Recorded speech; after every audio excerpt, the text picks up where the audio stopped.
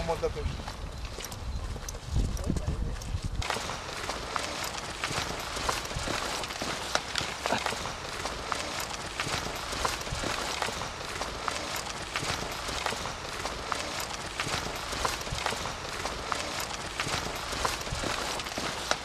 Alors, à propos de compétition, quels ont été tes meilleurs résultats dernièrement? Depuis la création du club en 1995, nous sommes qualifiés tous les ans pour les championnats de France par équipe. Donc, nous avons remporté le championnat départemental la semaine dernière. Voilà.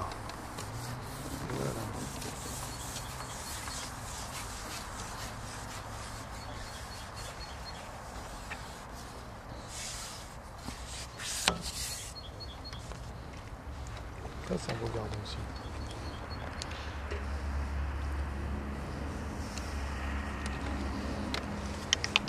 Voilà. Ouais, je fais beaucoup de concours, hein. Les championnats, je les fais, mais bon, sans aucune conviction maintenant. À la limite, je les fais parce que il y a des copains qui sont autour, quoi. Et non, ce qui me passionne aujourd'hui, c'est surtout les championnats de France par équipe. Enfin, tout ce qui est concours par équipe. Là, j'ai une motivation qui est autre. C'est tout ce qui est compétition par équipe. Le club, on a gagné 2 trophées de France. Alors, comment s'appelle cette équipe, justement? Team Sansas, la Vendeuse de Nemours.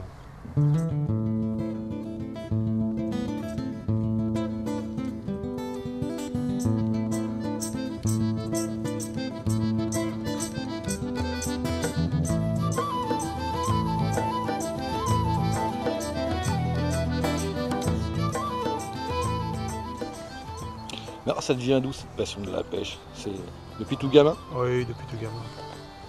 C'est mon frère qui m'a donné le virus. Et mon frère était un très très bon pêcheur de carnassier. Et quand j'étais gamin, j'y faisais ces petits poissons pour aller pêcher le carnassier. Puis après, la compétition est venue. J'ai toujours pratiqué de la compétition, donc soit le football ou le rugby. Donc la pêche, je m'y suis mis aussi. C'était l'année dernière. Oui, ça me rajeunit. J'ai commencé en 89. Moi.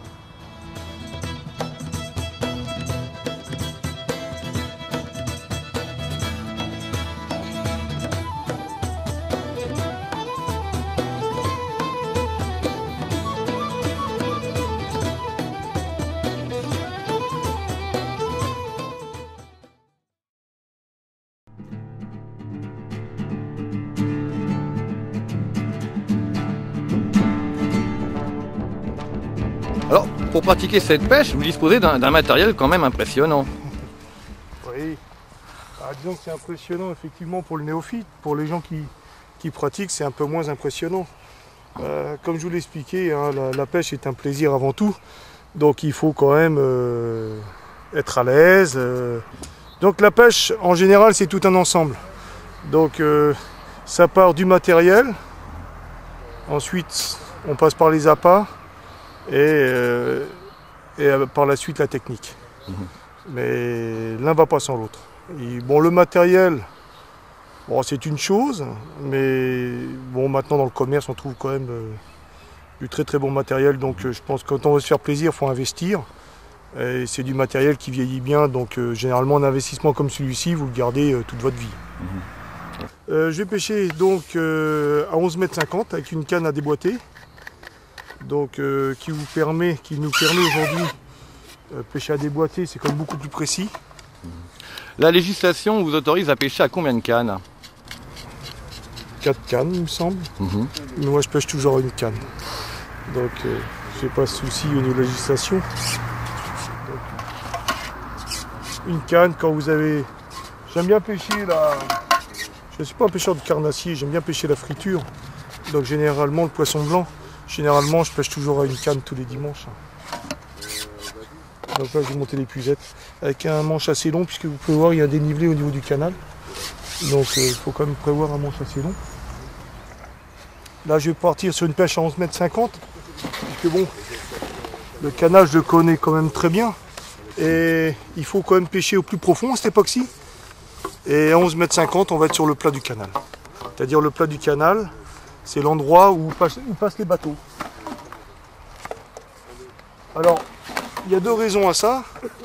C'est que déjà, la première, c'est plus facile à sonder sur du plat que de sonder sur un fond qui est constamment en pente.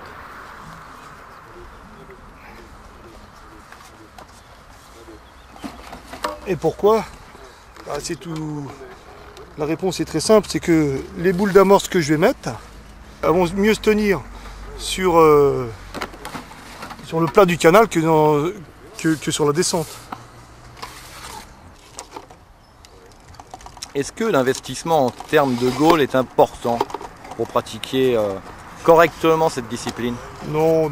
Là, disons que nous, enfin, quand je dis nous, c'est moi et mon collègue, nous sommes un mauvais exemple puisque nous pratiquons la compétition. Donc pratiquant la compétition, effectivement, il nous faut un matériel adapté à toutes les situations. Donc il nous faut un énorme investissement. Mais aujourd'hui, quelqu'un qui veut s'amuser, l'investissement n'est pas lourd. Dans le commerce, on trouve aujourd'hui des cannes très bon marché. Donc moi, je préconiserais pour quelqu'un qui démarre dans la pêche, qui veut s'amuser, donc c'est pêcher le gardon, les poissons blancs, une canne d'une longueur d'11,50 m à déboîter, qui est largement suffisante aujourd'hui. Et après, c'est une bourriche, c'est un panier siège. Mais comme je vous l'ai dit, hein, c'est un investissement sur du long terme. Donc l'investissement n'est pas très lourd par rapport à d'autres sports, notamment des sports mécaniques aujourd'hui, ou d'autres sports à côté, où là l'investissement est quand même beaucoup plus fort et où il faut le renouveler pratiquement tous les ans. Et pour quelqu'un qui veut s'amuser, il n'y a pas besoin d'avoir un matériel comme nous avons aujourd'hui. Une canne, enfin comme moi j'ai aujourd'hui, une canne d'11,50 m, c'est suffisant. Alors avoir un étui à canne, c'est quand même bien pratique. Hein. Ouais, c'est très important. Le fourreau à canne, comme vous pouvez le remarquer, on peut tout transporter dedans. Donc, et surtout, pour bien protéger ces cannes, aujourd'hui les fabricants nous proposent des tubes. Et il ne faut pas hésiter, si vous ne trouvez pas dans le commerce des tubes pour protéger vos cannes, moi je vous conseille quand même d'en acheter, puisque là, accidentellement, s'il y a quelque chose qui tombe dans le véhicule, le carbone est quand même protégé. Vous voyez, ce sont des tubes rigides en PVC. Donc il n'y a pas de problème avec ce genre de matériel. Je me souviens, une petite anecdote, et dans le temps, on ne protégeait pas les cannes avec les tubes. Et bien souvent, au bord de l'eau, enfin dans les concours, on entend des cracks, tiens, le collègue a cassé sa canne. Et on se demandait comment ça se fait qu'il a cassé sa canne. Alors est-ce que c'est un problème de fabrication? Et en réalité non, je pense que c'est tout simplement un problème que les cannes n'étaient pas protégées dans ce genre de tube, dans ce genre de fourreau. Et dans la voiture, on faisait pas attention. Le soir, soit il pleut. Généralement, c'est toujours quand on est pressé ou quand il y a du mauvais temps, on chargeait les cannes et puis on faisait pas attention. On faisait, par exemple, le rouleau à déboîter qui est là en métal, on le mettait sur le fourreau. Le carbone prenait le choc, ça se voit pas. Et la partie de pêche d'après, on avait la casse. Et on le voit aujourd'hui au bord de l'eau. Il y a moins en moins de... Enfin moi j'en vois plus personnellement des casses de canne. Ça n'existe pratiquement plus. Donc est-ce que c'est grâce à ces tubes ou aux fabricants qui se sont améliorés? Je sais pas. Aujourd'hui j'ai essayé de tout faire pour faire des gardons. Et généralement c'est quand on essaie de tout faire pour faire des gardons qu'on fait des brèmes. On verra. Déjà dans un premier temps, c'est bien s'installer. Ça, c'est très important.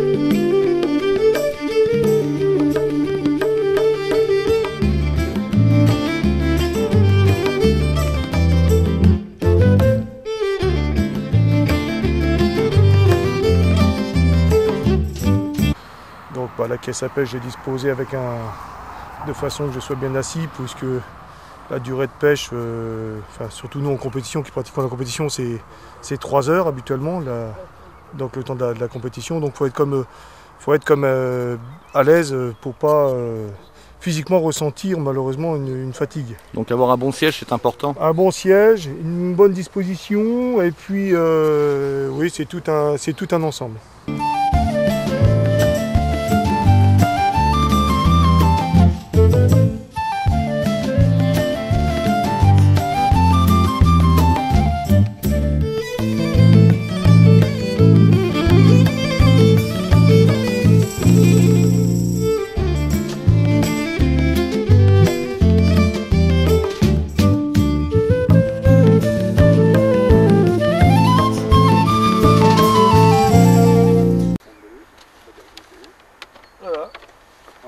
Alors il y a tout ce qu'il faut pour aller à la pêche.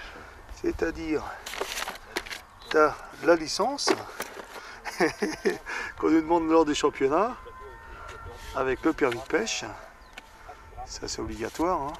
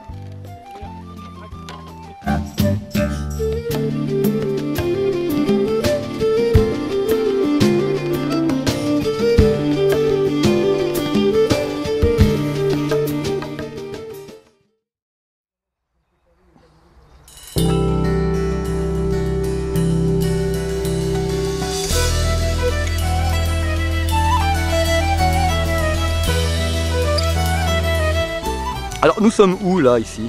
Nous sommes à Nemours, donc dans le canal du Loing. Donc vous avez le Loing qui est derrière, et ça donc c'est le canal du Loing. Voilà. D'accord. Alors nous sommes à une période de l'année particulière. Tout à fait, nous sommes en début de saison, donc vous pouvez vous en apercevoir, c'est que les eaux sont très très claires. Donc je pense que la pêche va être comme très difficile.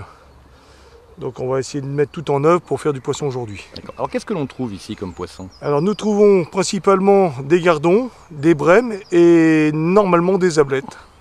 Donc ça je vous le dirai à la fin de la pêche. D'accord. Il y a également quelques carnassiers qui se promènent. Ah tout à fait, nous avons donc des perches, des cendres. Dans ce canal il y a aussi une population de brochets. Donc effectivement il y a toute une faune, enfin pardon, pas une faune aquatique, si, on peut le dire quand même. Donc il y a des poissons comme assez variés. Il y a eu de la neige cet hiver, nous avons un très bel hiver. Qui dit neige dit sel sur les routes. Donc le sel malheureusement s'est déversé dans le canal ou dans le Loing, enfin ou dans les rivières. Et vous voyez, l'écosystème va commencer à se faire. Là les eaux ne sont pas chargées, c'est-à-dire qu'elles sont très très claires. Donc il va falloir s'orienter sur une pêche. Mettre en œuvre, comme je vous l'ai expliqué tout à l'heure, les amorces, la technique de pêche, tout mettre en œuvre pour essayer de prendre le peu de poisson qui sort de l'hiver. J'ai un fond, si vous voyez bien avec votre caméra, mais j'ai un fond, ce qu'on appelle un fond en cuvette. C'est-à-dire que là, sur la zone de pêche, je suis sur une hauteur et en face de moi, je suis dans la cuvette et ça remonte un peu à 2 mètres sur la gauche. Donc ça c'est très bon quand il y a du courant, de pêcher dans une cuvette. Parce que automatiquement tous mes appâts, même s'il y a un bateau, s'il y a du courant, mes appâts vont rester dans la cuvette. Et généralement c'est ce qu'on appelle aussi des places à brème. Puisque du fait que tout va rester là, les beaux poissons aiment bien s'y installer aussi. Je vais redescendre un petit peu. On risque d'être embêté par les brèmes. C'est une très très belle place pour pêcher. Pas d'encombrement, mon fond remonte sur la gauche, donc le courant par l'aval est en bas là sur la gauche. Donc phénomène de cuvette, très très bien. Maintenant je vais voir, en pêchant plus court si j'ai le même fond. Donc c'est pas extraordinaire, il y a à peu près 5-6 cm pour attraper le plat du canal. Là je dois pêcher normalement ce qu'on appelle en termes de pêcheur sur la marche. C'est-à-dire la marche, c'est l'endroit où on commence à attaquer le plat du canal. Mais suivant quels critères choisit-on son poste finalement? Bah, disons que nous, le dimanche, on ne choisit pas. C'est ce qui nous endurcit. Donc après, quand on va pêcher tout seul, ça n'a rien à voir. Mais nous, le dimanche, c'est un tirage au sort quand on fait des concours. Alors, lors de concours, Mais les postes... hors concours, le mieux, c'est comme je vous l'ai expliqué, c'est là de trouver un petit parking. On est à côté, ça évite de porter le matériel. Généralement, où il y a un parking, les pêcheurs, c'est pareil, ils viennent y pêcher, hein, puisque... Ils sont comme nous, hein, ils réfléchissent exactement comme je viens de vous expliquer. D'ailleurs, ça évite la marche à pied, les plats sont bien installés, sont bien faites, pardon. Donc, le premier critère, c'est déjà trouver un parking et puis après, bien s'installer, trouver une berge assez rectiligne, pas trop en pente.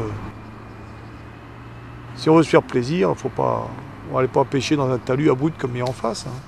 Et nous, quand on fait des concours, on pêche là-bas, par exemple. On pêche jamais de ce côté-là. Ça n'a rien à voir.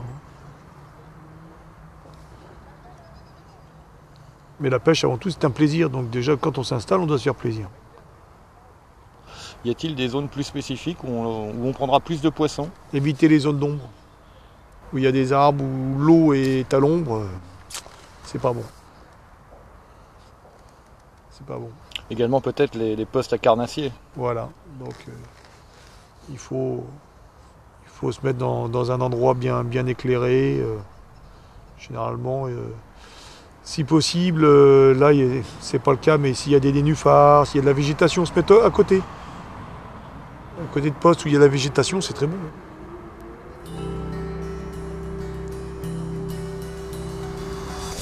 Alors une question comme ça, est-ce qu'on est obligé de garder le même poste pendant toute la session de pêche? Je vois concours. En concours, ouais, je vois pas l'intérêt d'aller ailleurs. Hein. Tu sais, ça mord pas là, ça mordra pas plus loin. Hein. Non. Ouais, mais là en plus, je vais chercher à gauche du cou, à droite du cou, il y a rien. On voit qu'il y a de l'activité quand même, mais parce qu'il se passe, ça va pas prendre. Il manque du courant déjà dans le canal là. S'il y avait un petit courant, ça arrangerait bien les choses.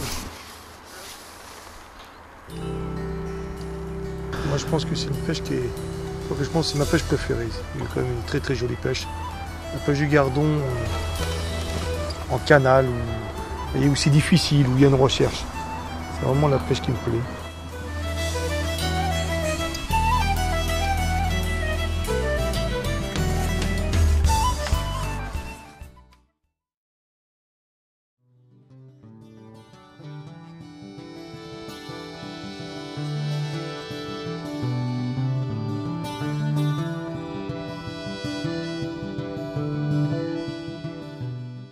Quand même en début de saison, donc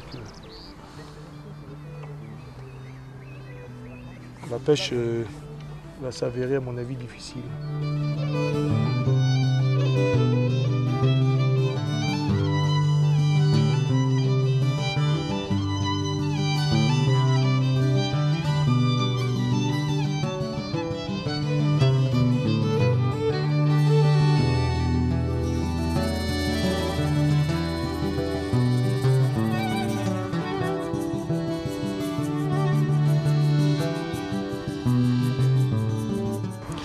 Existe-t-il des conditions climatiques idéales pour pratiquer cette pêche? Généralement, les conditions climatiques, c'est à éviter les mois d'hiver. Hein. C'est le printemps, l'été, des fois quand il fait trop chaud, ça ne mord pas non plus.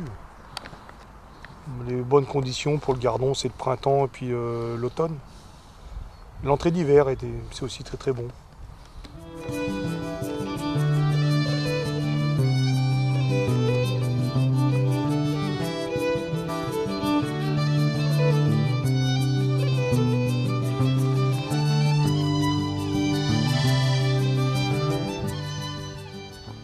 Je vous l'ai dit, hein, ça risque d'être difficile. Hein. La température de l'eau joue un rôle, bien entendu. Oui, tout à fait. Hein. Et là je l'ai tous les matins là.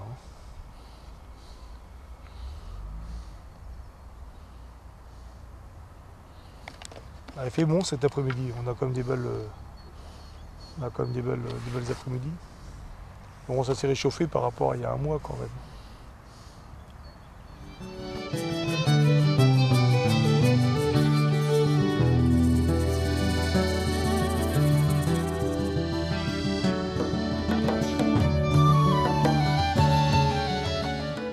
Y a-t-il une période propice dans la journée où ça mord plus qu'un autre? Ah non. Bah, en début d'année, il faut qu'il y ait un bon rayon de soleil. Là, on n'a pas de chance, c'est couvert. Non, normalement non. Là, c'est encore un petit peu tôt. Comme je vous l'ai dit tout à l'heure, il y a des gelées matinales. Donc,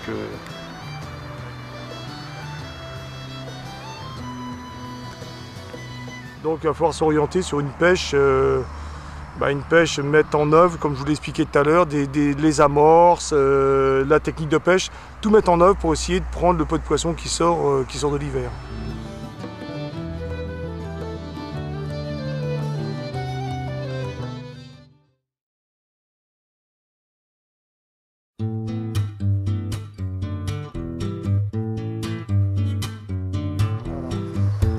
C'est un beau petit gardon ça. Un beau gardon.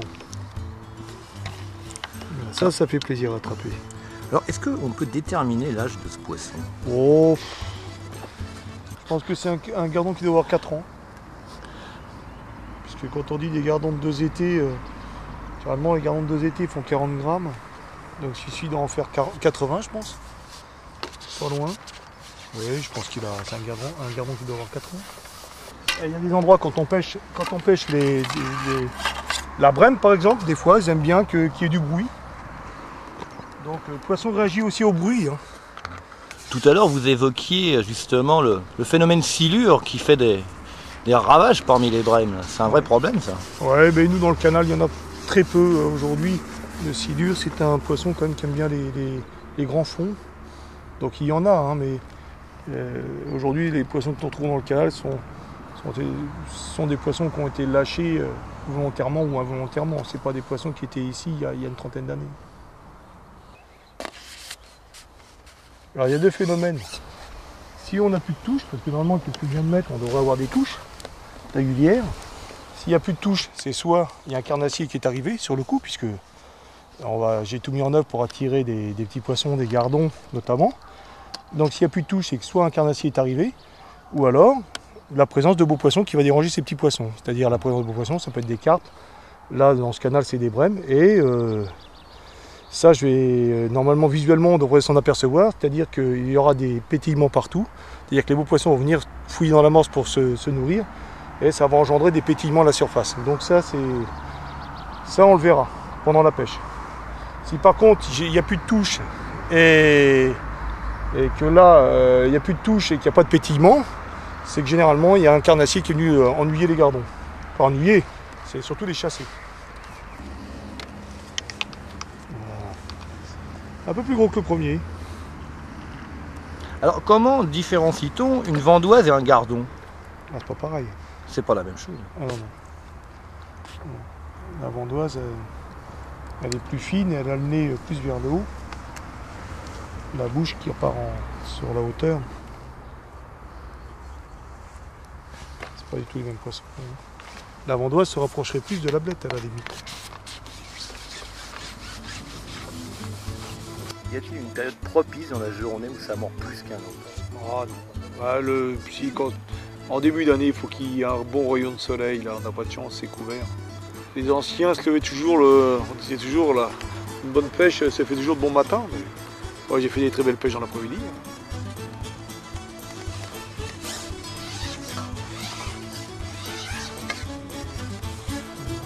Gros gardon. Enfin, pour le canal ici, c'est déjà un beau gardon. Il y en a des plus gros, hein. Mais on aimerait bien les attraper comme ça tous les dimanches.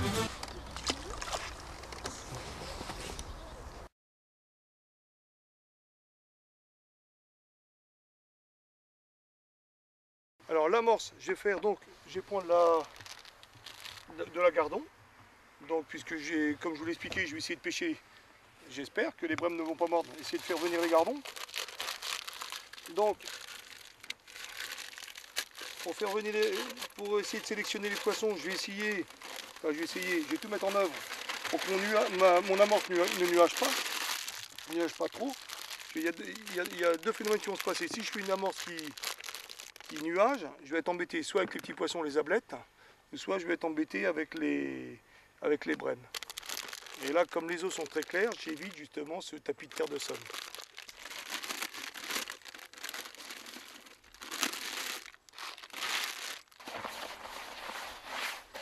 Je vais mettre un peu de tromille de gardon, donc un peu pour teinter, puis avoir une granulométrie un peu plus forte et un peu plus collant. Parce que la club, c'est une amorce qui est très très bien pour pêcher dans les canaux et dans les étangs. Elle est très chargée en chène-vie grillée, donc elle va travailler beaucoup. Et moi je vais essayer justement, je voudrais qu'elle ne travaille pas trop aujourd'hui.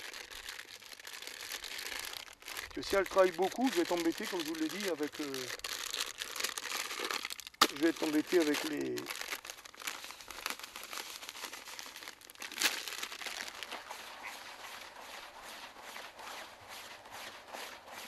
les ablettes.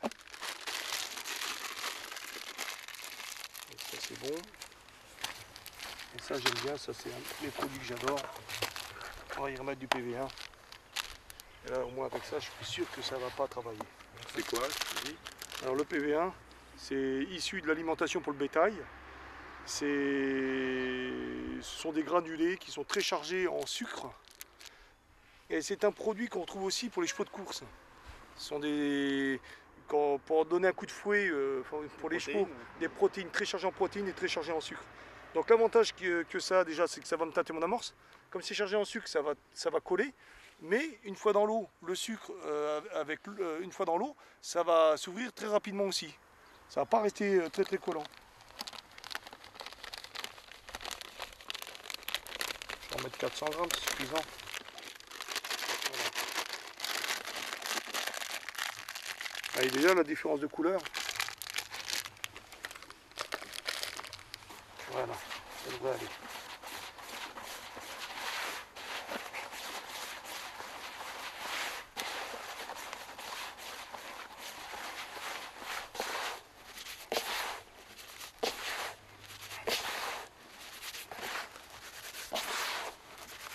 Et bien entendu, l'amorce, on peut se la faire soi-même aussi, hein, à partir de farine.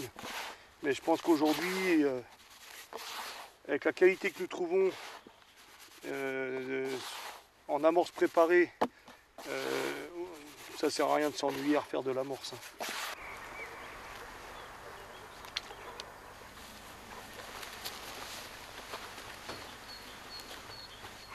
Voilà, donc j'y vais progressivement.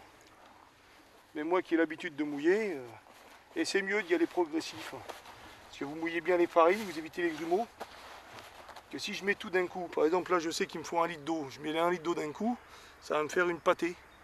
Donc c'est aucun intérêt, il faut tamiser. Et là en mouillant progressivement, voilà. Là elle est impeccable pour pêcher le canal. Vous voyez la couleur déjà commence à changer par rapport aux farines sèches. Pêcher en canal ou en rivière, ça change la préparation. Bah, disons qu'en rivière on peut utiliser la même amorce, mais là on va lui ajouter de la terre. Puisqu'on va rechercher plus un effet mécanique autre qu'en canal. Là l'eau est pratiquement morte, il n'y a pas de courant. Donc mon amorce il va falloir qu'elle travaille énormément. Énormément, plus ou moins. En rivière, à partir du moment où il y a du courant, on est obligé d'y adjoindre, on va lui mettre de la terre pour qu'elle soit plus lourde. Les boules restent assez longtemps sur place. Voilà. Parce que là, une boule comme ça en rivière, en 10 minutes après, il n'y a plus rien. Avec le courant, elle est diluée. Et si on ajoute de la terre ou des produits très sucrés, bon, on arrive à de l'argile, des produits qui la font coller. Aujourd'hui, dans le commerce, c'est pareil, les amorces qui sont adaptées pour pêcher en rivière, ça ne sert à rien. Il n'y a rien à rajouter. En général, pour rajouter de la terre. La rivière, l'approche n'est pas la même. Hein. Déjà, les poissons sont plus beaux qu'ici. Hein. C'est déjà des... C'est plus du tout la même taille.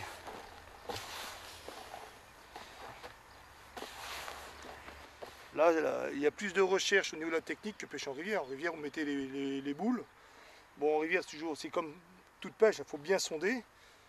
À partir du moment où vous n'avez pas d'encombrement, parce que la rivière, ce qui est le plus ennuyeux, c'est quand vous avez des branches d'arbres où vous ne pouvez pas passer la ligne. Ou des pierres, des câbles. Ou voilà, tout ce qu'on peut trouver. Une voiture, c'est déjà arrivé, ou une mobilette, où vous ne pouvez pas passer la ligne. Là, vous n'avez pas les inventer. Hein.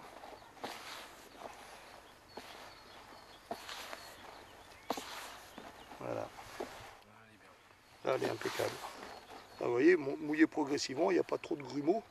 Donc par contre, je vais la tamiser pour qu'elle soit bien uniforme.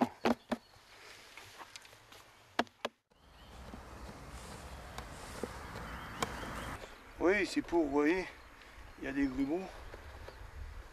C'est pour que mon amorce soit uniforme, bien mouillé partout.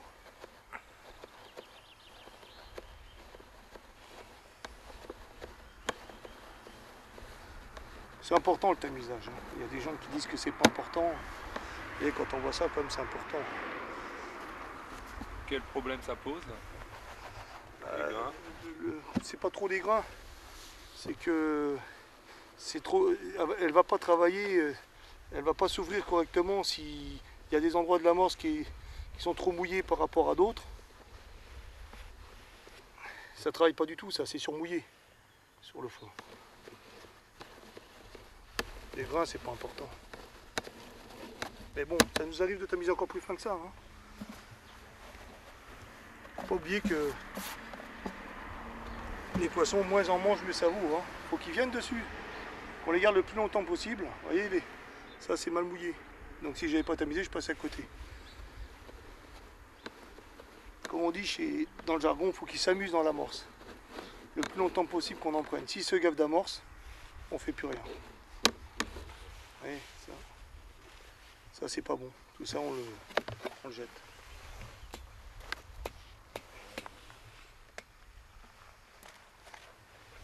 Oh, voilà, une chose de faite. Il y a une sacrée différence quand même là. Donc on couvre toujours pour éviter le soleil. Le soleil et le vent, c'est le pire ennemi de l'amorce. Parce que ça sèche automatiquement.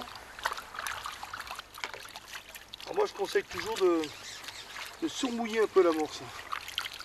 Puisque entre le mouillage de l'amorce et le moment où je vais pêcher, il y a toujours le temps de s'installer, il y a toujours un peu de temps qui s'écoule. Et l'amorce généralement, il y a quand même, ce sont des produits comme le PV1 où il y a du sucre, la chartreuse de pain, qui vont pomper beaucoup d'eau. Donc je préconise toujours de mouiller l'amorce assez longtemps à l'avance. Moi toujours 2 heures avant je la mouille. Alors l'amorce. Voilà.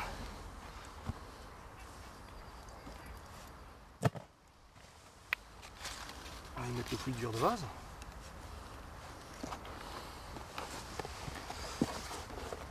Voilà. Pas la peine d'en mettre beaucoup. Hein.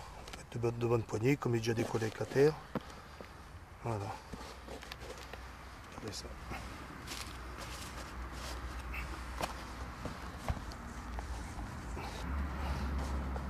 Bien le mélanger. L'avantage qu'il a, c'est comme il était décollé, vous voyez, il n'y a plus de grumeaux, il n'y a plus rien. Maintenant, on va amorcer.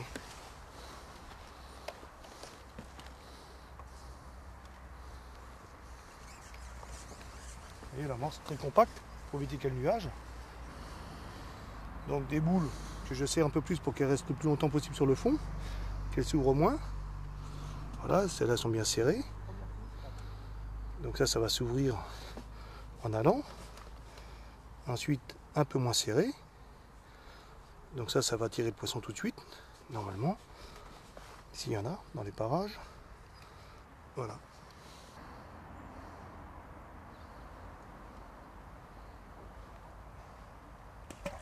Voilà.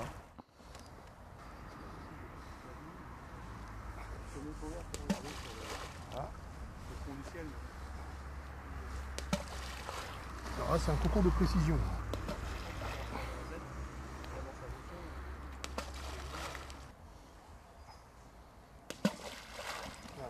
Vous voyez comme quoi, il reste encore beaucoup d'amorces. J'ai été gourmand, j'en ai mouillé vraiment beaucoup. Avec ça, on peut faire 2 parties de pêche. 2 parties de pêche, plus le fouillis qui reste là. on peut largement faire encore 2 parties de pêche. Alors, lors des concours, on utilise une sorte d'écuelle pour amener l'amorce au bout de la ligne. Je vais vous le montrer. C'est ce qu'on appelle un amorçage à la coupelle. Alors, ce genre de pratique, elle se fait après, pendant la pêche, justement pour éviter de faire peur aux poissons quand ils sont installés sur le coup. Donc c'est tout simplement pour être précis, pour déposer les èches et tenir les poissons qui sont déjà sur le coup. Et dans un deuxième temps, éviter de faire du bruit. Parce que si on fait du bruit en mettant des boules, bah, le poisson malheureusement il prend peur et il se sauve. Bien chargé de tout. De toute façon je ne pêcherai pas dans la traîne, je vais pas le ramener chez moi le fouillis.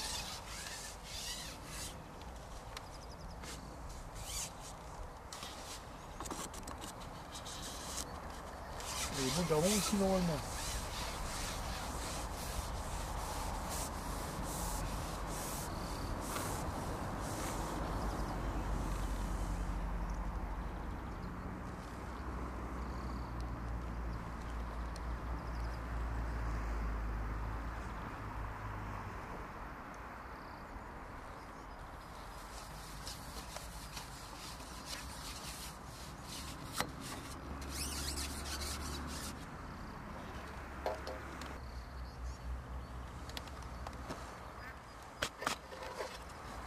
Là, je vais mettre le bout de l'amorce.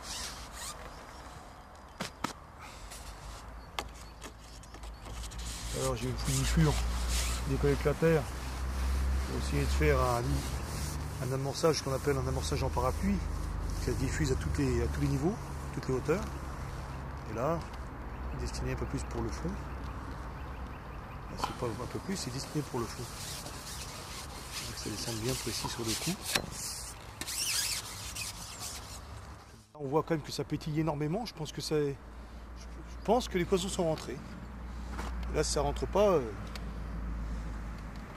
malheureusement, c'est qu'on n'aura pas grand chose à faire dans la journée. Alors, il y a 2 astuces pour le fouillis. Soit repasser dans l'eau comme a fait Philippe, et là, c'est exactement le même. Moi, je me suis pas ennuyé à le repasser. J'ai pris tout simplement de la terre de somme, j'ai décollé avec, et je l'ai mis au frigidaire comme ça, toute la semaine. Donc l'avantage c'est qu'il est complètement décollé et ça m'évite de le repasser dans l'eau. Donc c'est bien quand on pêche tout seul, bien entendu, parce que là l'avantage qu'il a, c'est comme nous sommes soumis à des contrôles avec des boîtes de mesure en compétition, moi comme je l'ai déjà décollé avec la terre de somme, ça me fait un volume moindre. Mais sinon pour quelqu'un qui ne veut pas s'ennuyer, il achète. 15 jours, 3 semaines. On le garde 15 jours, 3 semaines. C'est quoi la terre de somme? Alors je vais vous montrer. Alors c'est une terre donc, qui est argileuse quand même, mais très très souple. Donc commercialisée chez Sensas, ou qu'on trouve dans, on appelle ça terre de somme, que c'est une terre qu'on trouve dans le nord de la France. On n'en a pas par chez nous. Donc qui est assez... La particularité de ne pas avoir de... Elle n'est pas sableuse. Vous voyez, elle est très très fine. Là elle n'est pas tamisée. Elle n'est pas sableuse. Et l'avantage qu'elle a, c'est comme elle est neutre et toujours humide, elle n'esquinte pas les vers de vase ni le fouillis. Donc moi, c'est toujours ce que... Elle a un autre pouvoir, c'est un pouvoir traçant.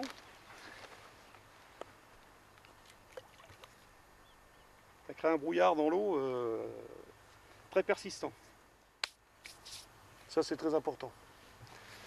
Très important parce que aujourd'hui, il y a des pêcheurs de compétition qui l'utilisent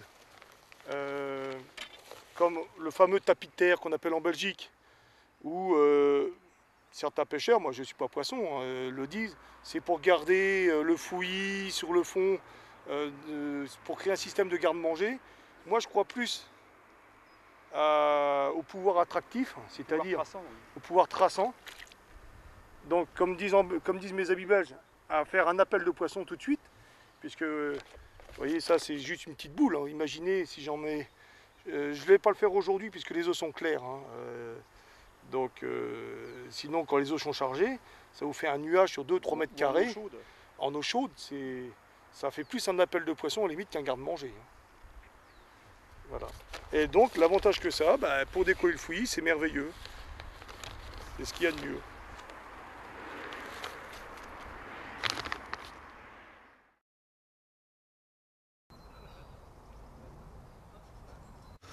Alors voilà, une belle boîte à lignes, ma foi. Bah ouais, mais bon, la semaine dernière, il y a eu un petit peu de casse, j'ai pas eu le temps de tout remonter. Donc ça, ce sont mes principales lignes pour pêcher en étang et en canot. Donc le poids varie de 0,10, voire même plus petit. Hein. Là, ça doit être des 4 fois, là, ça doit être que des 4 x 7. Donc allant jusqu'à 0,70 g. Donc pour les étangs, un corps assez trapu, une quille assez courte, donc qui va tenir dans la vague où il y a du vent. Et là, ce sont des flotteurs qui sont faits pareil pour les, qui sont prévus pour pêcher en canot. Donc moi j'utilise ce genre de flotteur pour les étangs et ce genre de flotteur pour les canots. Donc avec un poids qui démarre de 0,30 à 1 g. Mais je vais peut-être améliorer puisque je me déplace souvent en Belgique et je vais peut-être, je vais sûrement remonter des un peu plus lourds dans ce genre de flotteur. Alors moi j'aime bien, c'est personnel, mais bon, à discuter avec comme des pêcheurs d'un certain niveau. Contrairement à ce qu'on croit, j'aime bien les flotteurs avec des quilles assez courtes.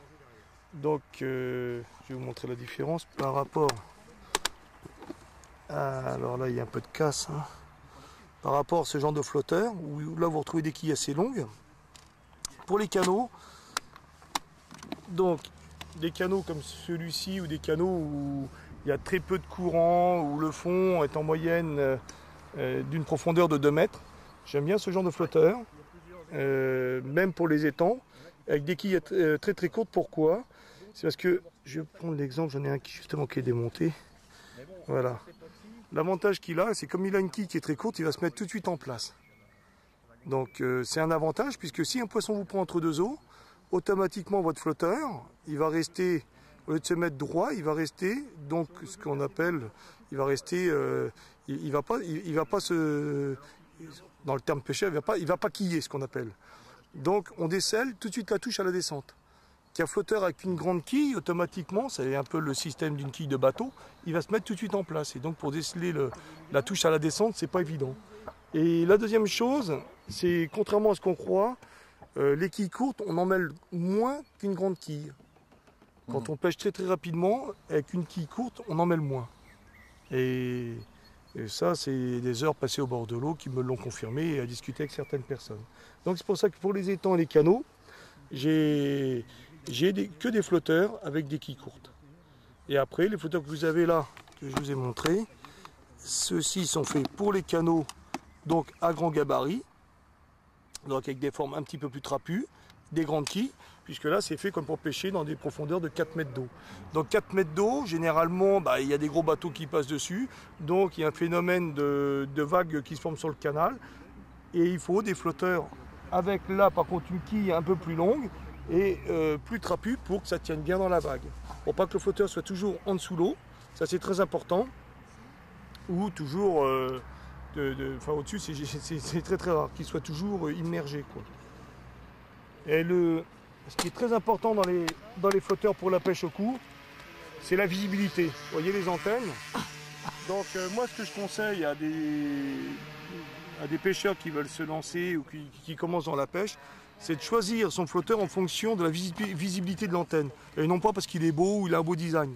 La pêche avant tout, là j'ai pêché 11,50 m, il y a comme un faux jour, vous pouvez vous en apercevoir. Si je ne vois pas l'antenne, ça veut dire que je ne verrai pas ma touche.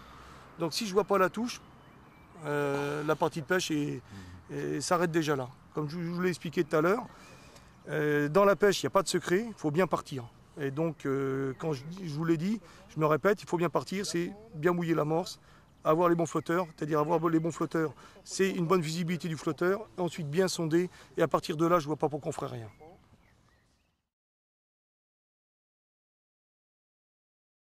Alors il y a tout ce qu'il faut pour aller à la pêche. C'est-à-dire, tu as déjà la licence qu'on nous demande lors des championnats, avec le permis de pêche, ça c'est obligatoire, hein. Ensuite, tu as ça c'est pas grave, des bobines de fil, tu vois, pour faire monter des lignes au cas où de la réparation sur place, ou rallonger une ligne par exemple, des boîtes de plomb, des sondes en rab. Excusez-moi, c'est un peu le bazar dans le planissier. Ça c'est. Ensuite, tu as une scie à métaux. Si malheureusement tu casses ou accidentellement une canne, tu peux la réparer, tu vois, en la recoupant avec du Chatterton aussi, et des lunettes, toutes sortes de lunettes, des lunettes jaunes comme celle-ci, donc pour des temps, qui sont faites pour des temps très chargés, visibilité. Après les lunettes polarisantes s'il y a du soleil, avec plusieurs teintes, tu vois. Le but du jeu étant d'éviter les reflets. Voilà, tout à fait. Et éviter les reflets, comme je vous l'ai dit en début du reportage, une bonne visibilité pour voir les touches. Ça c'est très important. Ensuite ça, c'est ce qu'on se sert pour aller chercher les tulipes dans les sions, où il y a les élastiques. C'est la petite clé magique. Donc j'ai modifié un peu mon panier siège. Généralement sur les paniers rives, il y a uniquement un casier. Et donc là j'ai racheté un double casier pour le remboîter là, de façon à ranger tout ce que j'ai besoin, quoi. Sinon ça ne tient pas, ça tient pas. Et puis là, ça c'est des lignes qui sont restées là, c'est des lignes pour la carpe. Pêcher la canne à carpe.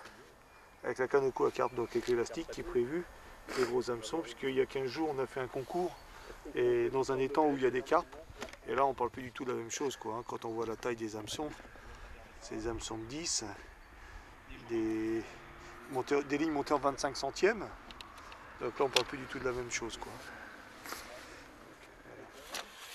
Donc on est paré à toutes les situations. Voilà.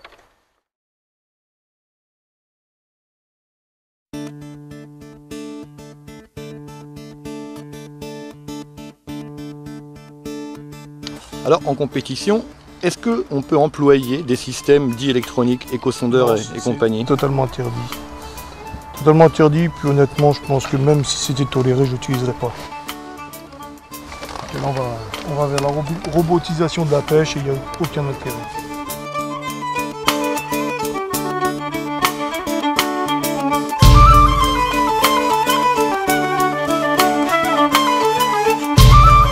L'investissement en termes de goal est important. Et pour quelqu'un qui veut s'amuser, il n'y a pas besoin d'avoir un matériel comme nous avons aujourd'hui. Une canne, enfin comme moi j'ai aujourd'hui, une canne d'11,50 m, c'est suffisant.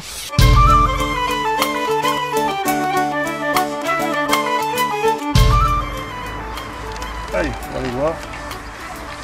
Alors toujours, pareil, la canne sur les repose-cannes, toujours se prendre un repère en face. De façon, puisque vous avez eu les boules, je les ai mis à quand même assez précises. Donc là, je vais pêcher entre les deux arbres. Donc toujours un repère visuel, de façon que quand je vais démarrer ma pêche, je vais poser ma ligne entre les deux arbres où se trouve ma pointe de sion. Le mieux aurait été de se mettre face à un arbre. Et là, c'est encore beaucoup plus facile, puisque j'ai juste après, pour poser ma ligne, me mettre face à l'arbre et je redescends ma ligne. Et là, je suis entre les deux arbres, donc il n'y a pas de souci. Et puis on est dans un canal, donc il y a toujours un petit peu de courant.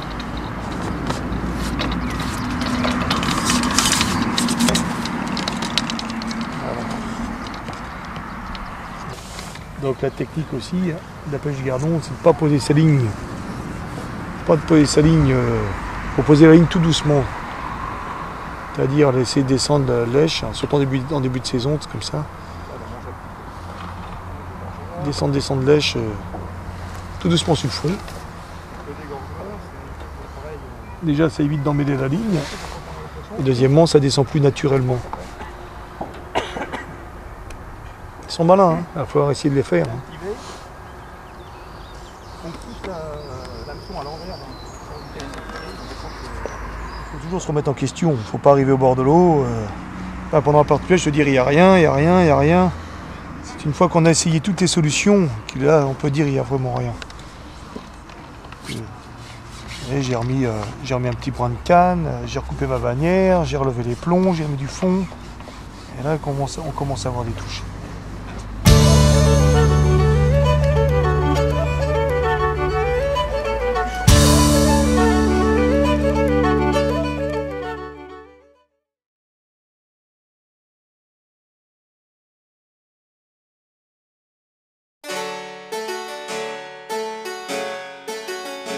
Alors j'ai un petit peu trop de fond là.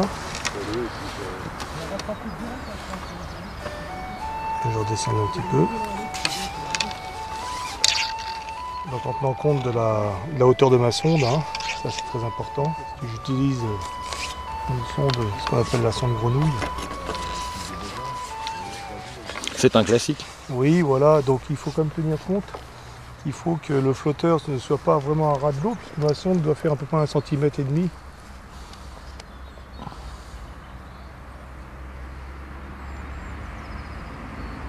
Voilà. Voilà, vous voyez, je suis sur le fond. Donc là, c'est impeccable. Maintenant, il faut regarder si la coulée. Là, il y a un peu plus de profondeur, mais c'est pas encore dramatique.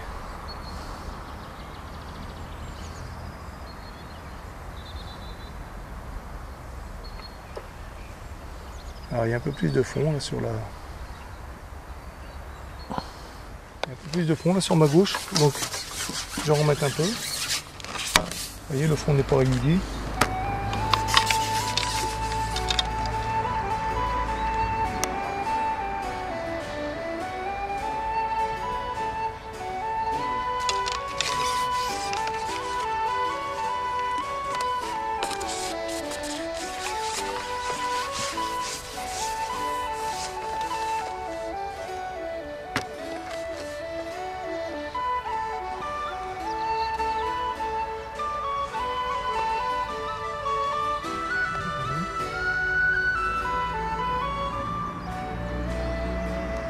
Regardez si mon fond est bien régulier, quand même faire toute la coulée, hein. Ça c'est très important.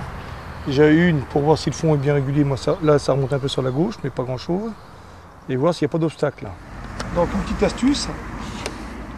Pareil, là je rattache l'hameçon en bas de ma canne. Je prends un petit marqueur. Là je sais, donc je vais remonter les coulants. Hein. Voilà. Et là, j'ai mon fond exact. C'est-à-dire, je prends la base de la quille. Et là, je sais qu'à cet endroit-là, je suis à ras du fond.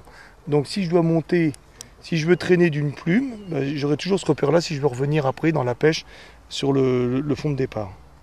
Donc voilà, je mets un petit coup de marqueur. Donc là, je sais que ma ligne, elle est impeccable. Et après, on gagne du temps si je veux monter d'autres lignes en cours de pêche. Si par exemple, je casse une ligne, eh ben, j'ai même plus besoin de ressonder. Je remonte ma ligne, j'ai mon repère. En mettant l'hameçon au bout, il n'y a aucun souci. Ça sont petites astuces, mais avec lesquelles on gagne énormément de temps.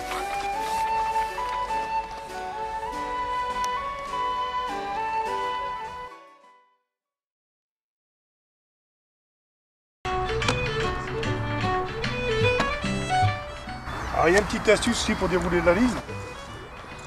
Généralement, on déplie sa ligne. Enfin, généralement.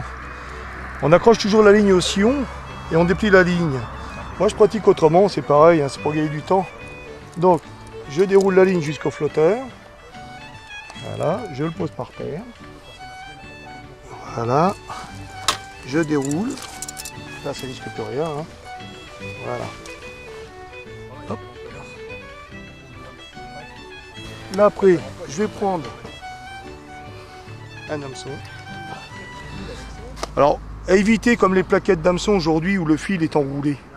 Ça existe dans le commerce. Moi, c'est pas que j'aime pas, c'est que le fil prend la marque et généralement c'est pas bon quoi. Quand le fil prend l'arrondi, c'est comme je vous l'ai dit tout à l'heure, hein, c'est une pêche qui est assez précise, donc il faudrait comme le matériel, vous voyez. Voilà ce que ça va donner. Hein. Vous voyez, les plombs sont bien alignés. Donc si le bas de ligne a pris le pli de la boucle, je ne serai jamais sur le fond. Hein. Il faut que la ligne soit la plus naturelle possible. Alors l'astuce, elle est d'accrocher tout simplement l'hameçon au bout de la canne. Et là, je vais avoir ma longueur. Je vais couper à la bonne longueur. Et hop. Si j'avais fait l'inverse, il a fallu que je revienne. Et là, je vais couper à peu près ici. Est-ce que le vent a une incidence sur le choix du bouchon, sur le choix de la ligne? S'il y a du vent et la boucle, si elle est courte, si j'ai un vent de face, ma ligne va revenir en dessous de la canne. Et ma boucle, elle va se prendre derrière l'astonfaux, si elle est petite. Et là, en faisant une très grande boucle, si j'ai ce phénomène de vent de face, la boucle étant très très large, ne va jamais se prendre dans le stonfaux. Ça, c'est très important. De combien de fois ça m'est arrivé, même au démarrage, faisant des petites boucles, au démarrage, oui, quand j'ai commencé dans la pêche, ne sachant pas ce phénomène, de faire des toutes petites boucles, croyant que c'était bien de faire des petites boucles. Et combien de fois ça m'est arrivé, un vent de face, donc la boucle revient derrière le sion, et quand je ferre, et ben ça reste coincé, c'est-à-dire que l'élastique ne sort plus, il n'y a plus d'amortisseur et je casse. Alors il y a des pêcheurs qui ont complètement éliminé ce système, où il n'y a plus de stonfo, il n'y a plus rien, ils pêchent avec des sions creux sans stonfo, mais moi personnellement j'aime pas parce que au niveau des gommes j'utilise du latex, qui est comme assez fragile, la matière est assez fragile, et si vous mettez un latex directement dans du carbone, vous allez l'user vraiment très très rapidement. Donc je préfère à la limite faire une plus grande boucle, mettre une tulipe en téflon qui n'esquintera pas mon latex. Voilà.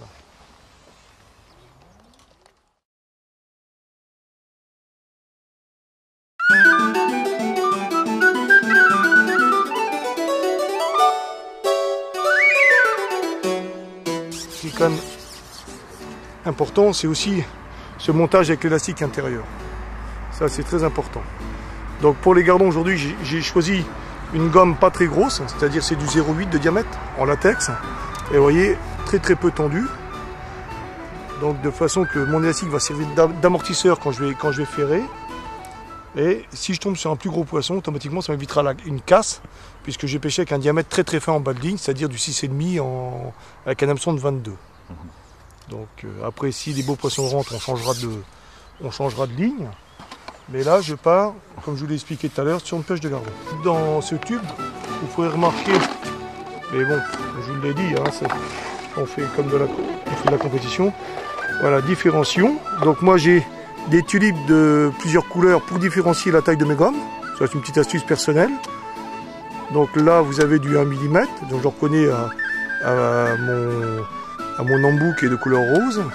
Et là, couleur verte, c'est 1,5, donc quand on pêche en rivière, les beaux poissons, où il y a du courant. Voilà, et ça, donc les bleus, c'est du 0,8. Bon, pour un pêcheur néophyte, qui démarre dans la pêche, je lui conseille d'avoir quand même un sion monté en 0,8 et au moins un autre sion monté avec une gomme d'1 mm s'il veut pêcher les brèmes. Ça, c'est très important.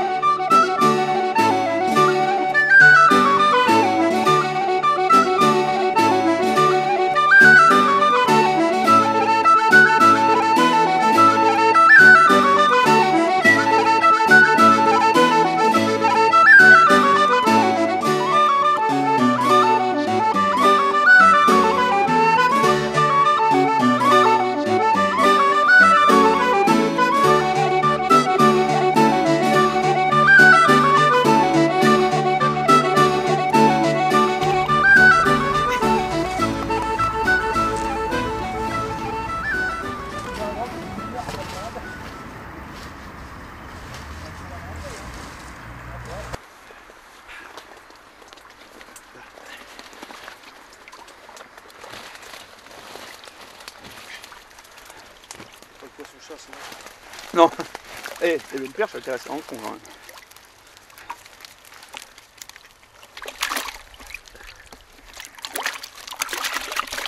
Ça fait grand. Pour la fin, hein, bon, ça va être bon. Toujours regarder ce qu'on va rester pas dans le fond de la bouche. Faut qu'il file dedans et rentre dedans.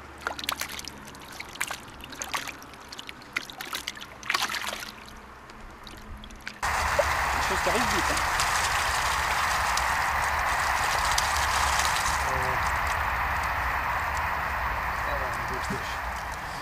Des beaux gardons. Des beaux, hein. Beaux gardons, ça.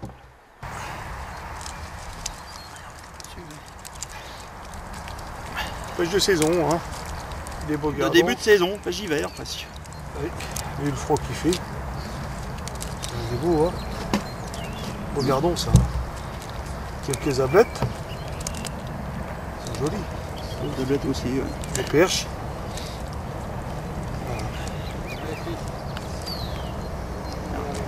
commence à avoir des œufs. Ah ouais, c'est Bon allez, on met ces petites bêtes là à l'eau. Allez, sans regret. Il garde pas les avec. On va relâcher ça tout doucement. Voilà, faut pas les escarper, jamais jeter les poissons dans l'eau. Honnêtement. On fait jeter avec délicatesse. Donc 0 décès. Tout le beau monde est reparti. Ça c'est important. Ça arrive parfois quand il fait très chaud, malheureusement, qu'il ne repart pas. Hein.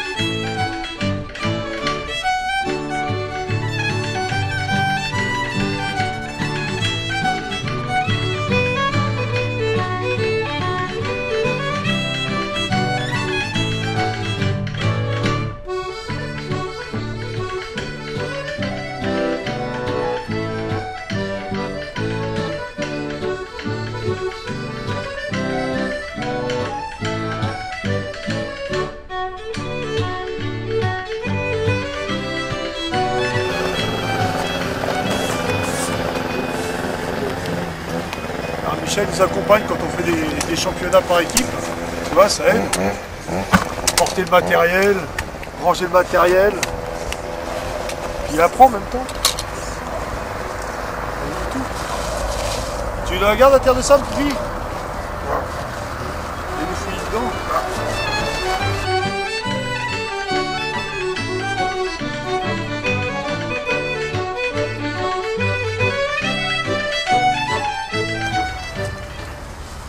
Après une partie de pêche, on demande toujours aux copains s'ils pêchent dans la semaine. Des fois, il y a des retraités parmi nous.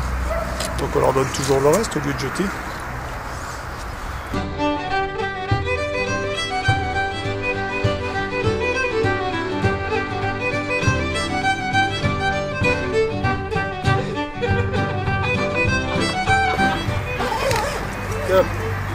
Petite technique pour fermer son fourreau, ça c'est très important. Généralement, ce qu'il lâche sur les fourreaux, c'est toujours les fermetures. Le fourreau, c'est toujours le prendre vers le bas, tu vois, et commencer toujours par la fermeture du bas pour fermer. Jamais faire le contraire, parce que c'est toujours là que tu casses les fermetures.